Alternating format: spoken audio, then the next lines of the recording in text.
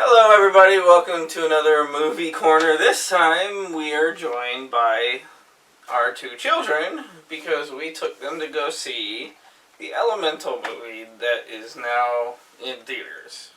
I loved it. So, yeah, new Disney Pixar movie. I think, it's part of the new Disney 100. You know, they're doing all of their big celebration movies this year. Apparently, Elemental has bombed at the box office, and like the last few movies that have bombed, I can only attribute that to lack of marketing. I didn't know this movie was a thing until a month ago. That thing with that is it isn't bombing because of lack of advertisement. It's going up against The Flash. Yeah. And Transformers and Spider-Man. And I can't help but notice that Disney keeps putting stuff. They're putting stuff with their, quote, riskier things against bigger stuff with no marketing. I am a Disney fanatic. She's wearing Little Mermaid, and we have not seen that yet, but that is on the list. And I didn't know this was a thing until 2 months ago. And the Fire Girl was my favorite, guys. Yes. Apparently the Fire Girl was a favorite. Her name was Ember. But I like every single character, though. But yeah, Disney, what the hell happened to your marketing team? Did you fire them along with your practical effects guys? Did they just go... They're too afraid of the backlash of... the 5-second non-binary nod? No, they're just too... This entire movie was an allegory for racism. The entire movie. And even if it wasn't, you'll learn what allegory is when you're a little bit older. Encanto bombed at the box office, too, and didn't actually hit its stride until it found its streaming release. Disney, market your shit! None of this, market it when you put it on Plus. Market your shit, please, for the love of God. Trailers, they exist. You've known how to do this for 70 years. Either way, that rant out of the way. Let's talk about the actual... Stop licking yourself where you don't like people touching. Luke, stop. The cat is allowed to groom. Why do the cats always pick when we're recording to groom? He's not even in frame. The child is the one making it a big deal. No one would know. Either way, so the concept of the movie is essentially the... God, I hate it when you do that. Essentially... You know I do it just to mess with you. Stop. Oh, that was almost cried at the movie. Basically, the Fire Girl, whose name is Ember, is trying to appease her parents and, do the good child thing and do what her dad wants instead of what she wants. But her parents own a shop in this world where, elements are alive. If I may put it in a succinct one-sentence summary, it is a coming-of-age, this was your dream dad, not mine movie, meets a fish-out-of-water, very clear Chinatown allegory, race and heritage movie, meets a rom-com, essentially. And this water boy called Wayne. Yep, the water character, his name is Wade, because Wade in the water puns. And his first introduction, he's crying. It's beautiful, instant connection, I relate. Wade is introduced because he is sucked into the water pipes of the shop that Ember's parents own. Oh, I feel like we should say this now. We do spoiler-heavy reviews. If you don't want spoilers, click away now. Movie good. Summary over. Go watch it, then come back. I personally enjoyed the movie a lot. I did tear a little. Me too. A little. You were crying worse than I was, baby. Baby! It hits emotionally because I fucking feel like Ember, which is why it smacked me in the face because that's what kept calling me Mom's the fire lady. I mean, if anyone... He didn't have to point it out. If anyone's anger is going to explode a pipe. Yeah, so that's how they meet. And when we were walking out, Devlin said the Fire Girl was Mom. Uh-huh. So, she's trying to manage customers in the store, and customers are customers. If you've worked retail, you know. They literally show you how customers actually treat the retail employees. Not a bit of exaggeration. Guys. Look, you know what? They understated it because no old lady threw things at her over a coupon. But the customers only had to be fire customers. That's also part of the story where, because of prejudices and, you know, elements expecting to die out and past events in their lives, it essentially, the fire group separate themselves from the other elements. It's another one of Disney, / in this case, Disney Pixar's kind of clumsy racism allegories, because it's the same thing with Zootopia. Like, we get the allegory, but also a lot of people have pointed out, so I'll beat you to the punch and point it out here. Disney is kind of using groups that are actually harmful to the groups doing the marginalizing. Like Zootopia, they use predators that will actually eat you, and here they used fire that can actually kill pretty much every other element. So... except for water, which is... yeah, I mean, they probably couldn't kill the clouds either, but the plant people are dead. And part of the movie, but yeah, one second, let me finish my sentence, then I'll let you speak. So yeah, Disney's being a little clumsy again, but the idea, the gesture is there. Okay, Devlin. Okay, Devlin, what do you want to say? Well, so the Ember's family was in another world with only fire people. So they had to leave because of a big storm, and they had to move because their place got destroyed. And then during the movie, when she was born, she and the water boy were trying to fix what happened. Luke, what is Lucas doing? Because when Hunter, stop. When she went down to the basement, and then the pipe broke because she got angry, and then she met the water boy, and then they needed to fix what was going on with the water and the pipes. And during the movie, the whole glass just broke, and then there was a flood going to the whole city in the movie. And then she got stuck in a room because you're just doing the whole movie. The water was too powerful, and it pushed the fire girl and the water boy. I say the thing that I was going to say. And then she started crying because she thought she lost is the word you're looking for. Lost the water boy. Right, Hunter. I'm done. I was gonna say that. Which part? He said the whole movie. The last part. The security part. Now I can't even speak because he probably did the whole Alright, so to clarify everything what Devlin said. He kind of just gave a rundown. Yeah, so basically, the water boy is actually the inspector of the building.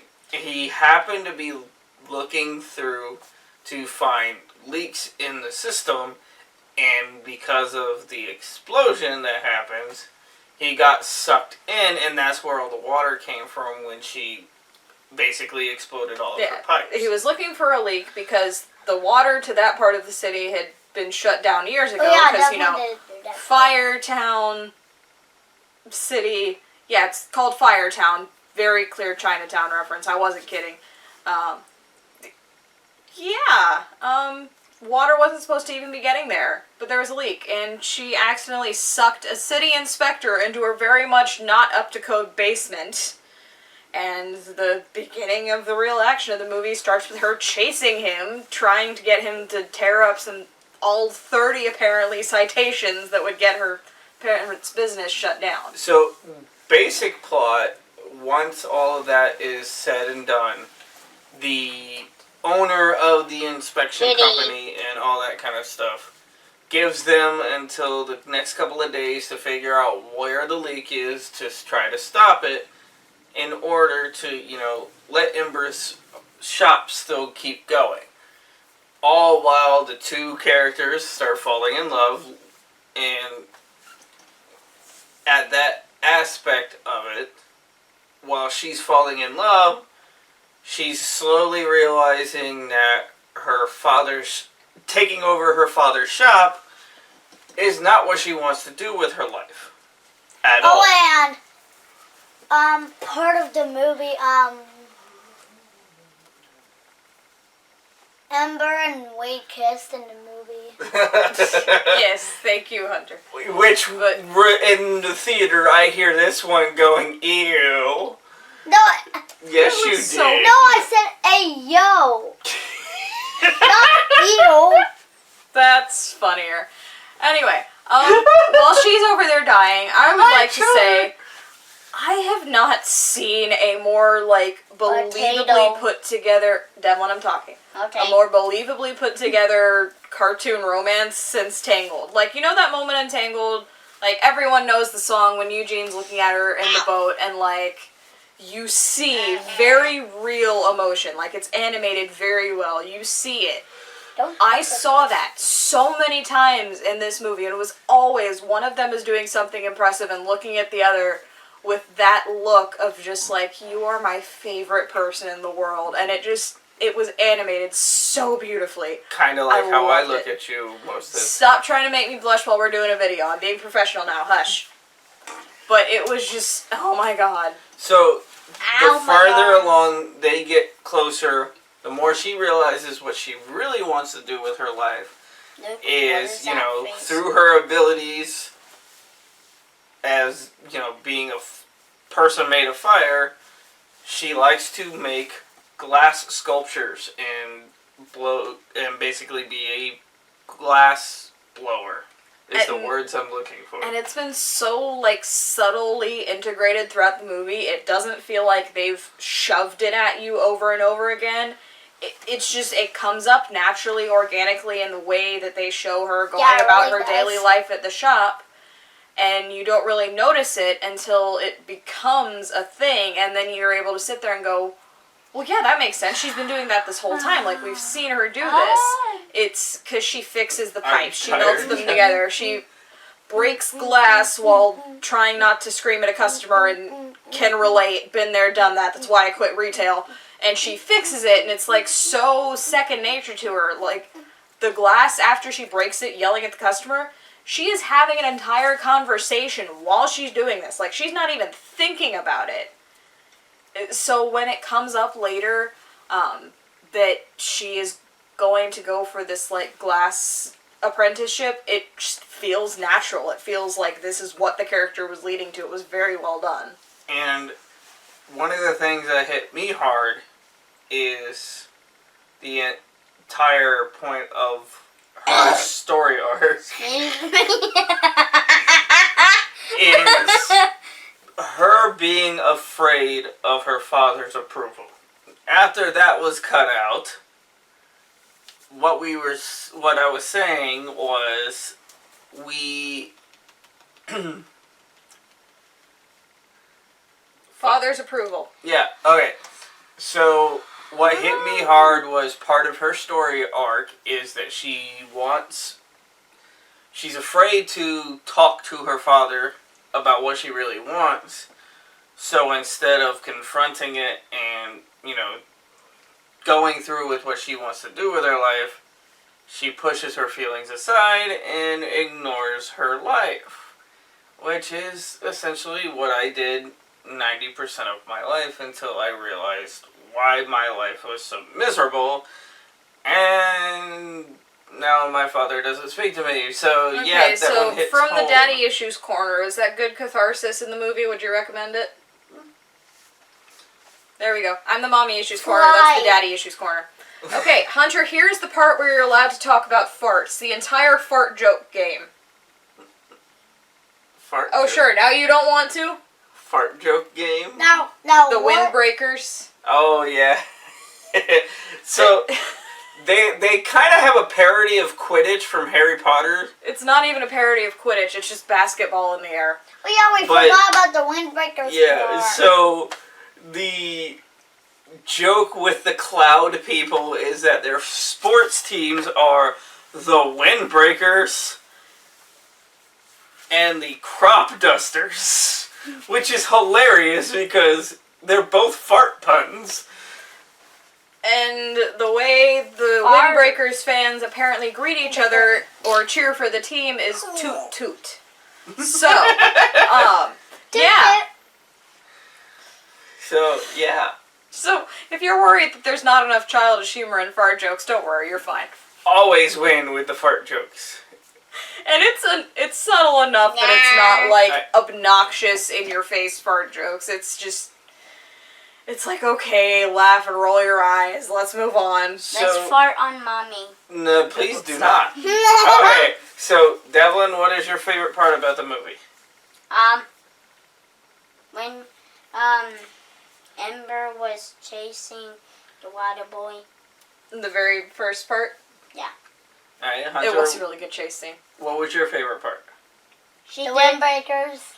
Of course you like the fart joke. She did some really good parkour skills. I mean, kid's not wrong. He's not. Who's your favorite character? The water boy because you like Wade? he always cries weird. He's a Okay, the part you went to the bathroom for, she went to, so Ember went to dinner at Wade's apartment, like with his family. And that was where we meet the 10-second throwaway non-binary character. Like, I'm not mad that it was in there as a 10-second throwaway. I'm mad that it was like pushed as this big thing. Look, our first non-binary character. It's a she, they, non-binary, so we didn't even really get the they, them pronouns. Which, I do that. It's fine. That's not the issue. It's me. It was just a throwaway character. Pixar, you ain't have to make it a big deal like, oh, our first non-binary character. Shut up. We all know Riley from Inside Out was a non-binary character, and they were the fucking main character of the movie, okay? You guys already know Push my that. favorite color. This is like Oaken all over again. Y'all ain't winning us with these 10-second nods. You're just pissing off the conservatives for no good reason. I mean, it's always good to piss them off, but either way. Your Disney, your TV shows did it better. Rain Whispers was better non-binary representation than anything. My favorite character Disney. Hi. is Ember, and I'm kind of thinking about doing a humanoid cosplay. Waiting for that. What? Disney.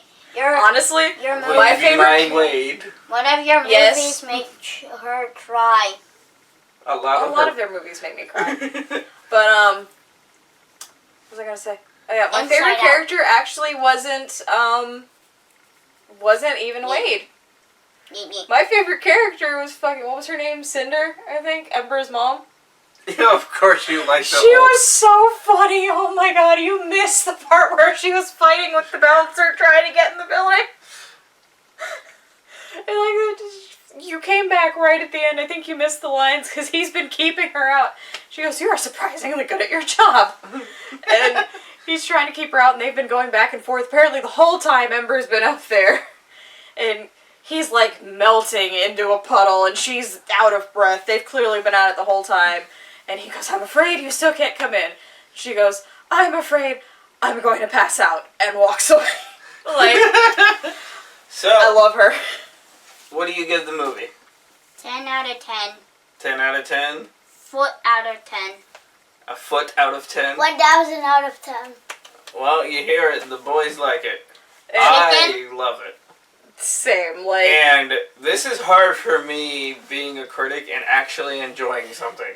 You say that every time. I know this. Dance, dance. Dance, dance? Yeah. It was So- a really, really good movie. Disney needs to advertise and needs to stop holding up posters of their 10-second throwaway representation, but other than that... So, this has been Movie Corner. Go check out Elemental. I've got 700,000 ads of this annoying movie, and I actually liked the movie because of the Okay, so ads. apparently they're exclusively They're- advertising on YouTube Kids. Apparently. Will y'all out your advertising a little bit? On YouTube. But, that being said, if you have any other movies you want to see us do an episode on, go ahead and comment below. I do will read be- every single comment on every single video, so if you have requests, put them down below. And we will be doing the Haunted Mansion movie when that comes out, because... Woo! Wait, Mommy, we didn't do Well, I will do it without thing you. on with the Super Mario movie. And we can do that later. We'll rewatch it.